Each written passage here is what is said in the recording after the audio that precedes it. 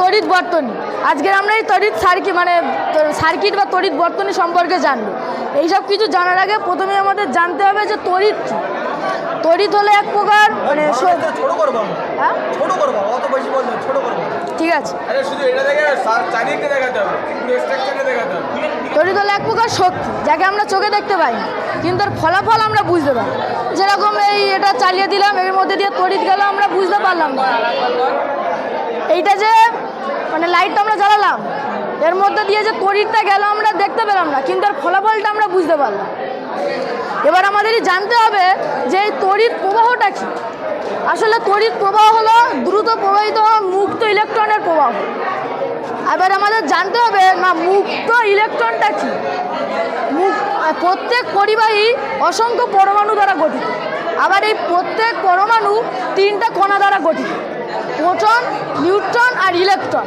Proton হচ্ছে ধনাত্মক আধানযুক্ত, electron হচ্ছে ঋণাত্মক আধানযুক্ত এবং নিউট্রন হচ্ছে নিস্তরী। এটা হচ্ছে সিউ বা কপারের পরমাণুর গঠন। এই পরমাণুর মাঝে বা নিউক্লিয়াসে থাকে প্রোটন এবং নিউট্রন এবং বিভিন্ন কক্ষপথে থাকে ইলেকট্রন। এই যে প্রথম আমরা দেখতে পাচ্ছি, প্রথম বা কে কক্ষপথে আছে 2টো ইলেকট্রন, দ্বিতীয় বা এল কক্ষপথে আছে 8টা ইলেকট্রন, তৃতীয় বা এম কক্ষপথে আছে 17টা ইলেকট্রন এবং চতুর্থ বা এন কক্ষপথে আছে 2টো ইলেকট্রন।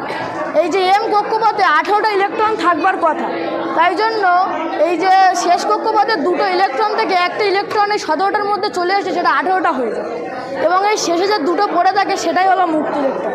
আমরা জানি যে নিউক্লিয়াস থেকে ইলেকট্রনের দূরত্ব যত বেশি হয় এর আকর্ষণ ক্ষমতাও তত কমে যায়, ফলে এইটাই হলো তখন মুক্ত ইলেকট্রন।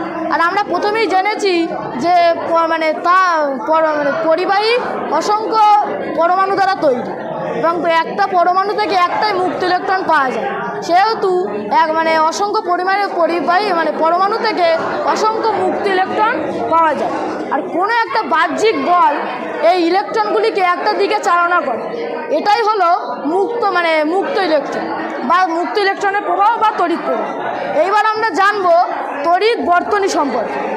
এটা হলো একটা তড়িৎ বর্তনী। এটা হলো সেলের চিহ্ন, যেইটাই বড় দাগটা হলো প্লাস এবং ছোট দাগটা হলো মাইনাস। এই বড় দাগটা বা পজিটিভ মেরুর মধ্য দিয়ে এখানে তড়িৎ যায়, আর এই ফিলামেন্টের মধ্য দিয়ে আবার ঋণাত্মকের মধ্য দিয়ে আবার সেলের মধ্যে ফিরে আসে।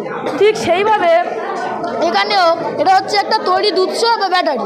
এর এই যে প্লাস বা ধনাত্মক মেরু, এখান থেকে তড়িৎ এখান দিয়ে গিয়ে এই ফিলামেন্টের মধ্য দিয়ে আবার এই যে কালো তারের মধ্য দিয়ে আবার এখানে ফিরে আসে, কালো তারের মধ্য দিয়ে আবার এখানে ফিরে আসে। এবার এটা হচ্ছে সুইচ, এটা এখন অফ অবস্থায় আছে। ঠিক এখানেও সেইভাবে সুইচ এখন অফ অবস্থায় আছে, এখানে এখন সুইচ অন অবস্থায় আছে। সেইভাবে সুইচ এখানে অন অবস্থায় আছে। এবার আমরা জানবো মুক্ত বর্তনী এবং সংহত বর্তনীর সম্পর্কে। মুক্ত বর্তনী হলো তড়িৎ প্রবাহের পথে কোথাও চিহ্ন থাকলে তড়িৎ প্রবাহিত হতে পারে না, একেই বলে মুক্ত বর্তনী। সেইভাবে এখানেও তড়িৎ প্রবাহিত হতে পারছে না, এটা চিহ্ন আছে, এটাকে মুক্ত বর্তনী। এবার হলো সংহত বর্তনী। তড়িৎ প্রবাহের পথে কোথাও চিহ্ন না থাকলে সেখান দিয়ে তড়িৎ প্রবাহ হতে পারে, তাই একে বলে সংহত বর্তনী। ঠিক এভাবে এখানে এটা এখন মুক্ত এখন একটা সংহত বর্তনী। এবার আমরা জানবো যে এই মোটর বা এই পাখাটা কিভাবে ঘুরছে। এই মোটরের মধ্যে থেকে একটা অশ্বক্ষুরাকৃতির চুম্বক। এই অশ্বক্ষুরাকৃতির চুম্বকের মাঝে থাকে একটা আর্মেচার। চুম্বকের মাঝে থাকে একটা আর্মেচার। সেই আর্মেচারের উপর থেকে তামার তার জড়ানো, যাকে আমরা কয়েল বলেছি।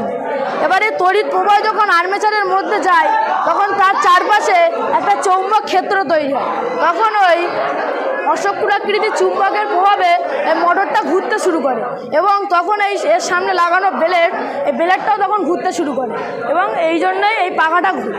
এবার আমরা জানবো যে এই লাইটটা কেন জ্বলে। এই লাইটের মধ্যে থাকে ফিলামেন্ট। এই ফিলামেন্টের রোধ অনেক বেশি। প্রবাহীর একটা ধর্ম হলো রোদ। যখন এই তড়িৎ প্রবাহ মানে ঝাড় যত রোদের বেশি তে তত মানে প্রবাহীকে আটকাবে। এই ফিলামেন্টের মধ্য দিয়ে যখন এই তড়িৎ যায় তখন সেটাকে এই মানে ফিলামেন্ট সেই তড়িৎটাকে আটকায় এবং সেই বেশি কাজ করার ফলে সেখানে তাপ উৎপন্ন হয় এবং তাপ উৎপন্ন হওয়ার ফলে সেই তড়িৎ শক্তি আলোক শক্তিতে রূপান্তরিত হয় এবং এই জন্যই লাইটটা জ্বলতে শুরু করে। নমস্কার।